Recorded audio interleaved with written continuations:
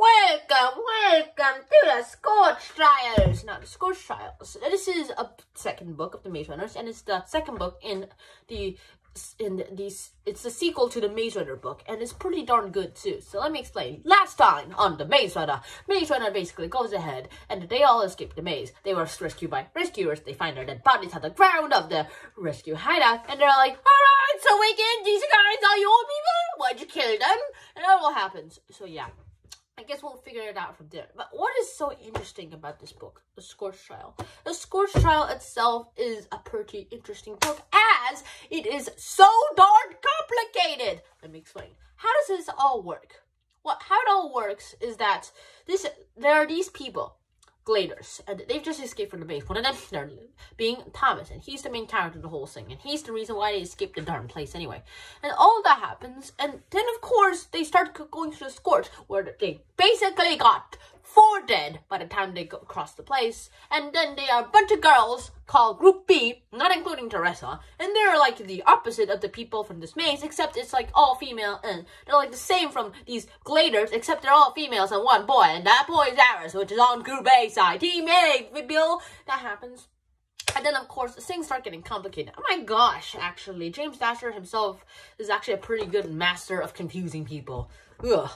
So, I'm not really sure what to believe now. Apparently, this is the actually most confusing thing from the book itself, is that Thomas and Teresa do the smoochie thing, and then next thing that happens is that Teresa and Aris, Teresa and Thomas do the smoochie thing, then Teresa and Aris do the smoochie thing, and they're like, we never liked you to Thomas when he's a captor. Then they break Thomas out, and they're like, that was all now, we hate each other. And so, what should I believe?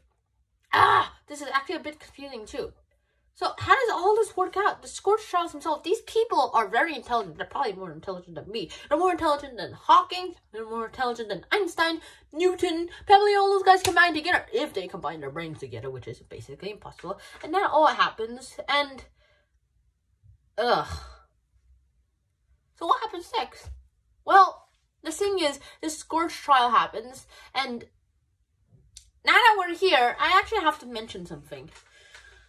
This Maze Runner series isn't actually all on a maze. They're all running, and technically it is kind of like a maze. Every book in itself is technically just a maze. The SCORCH is a maze of trials, except it's not a physical maze.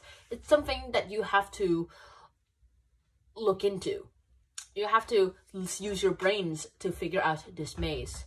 And the thing is, that's pretty darn important. Use your brain. And your brain is always a maze too. What do we all have those wrinkles for? So what next do we have too? Well, next up, we also have a bunch of other things to actually talk about too. Those things being that, hey, you know what? Let's just go ahead and do this to these people. That's where this SCORCH Trial comes in too.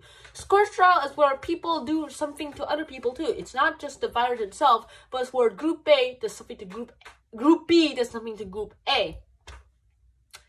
I lost you, didn't I? Well, let me explain again.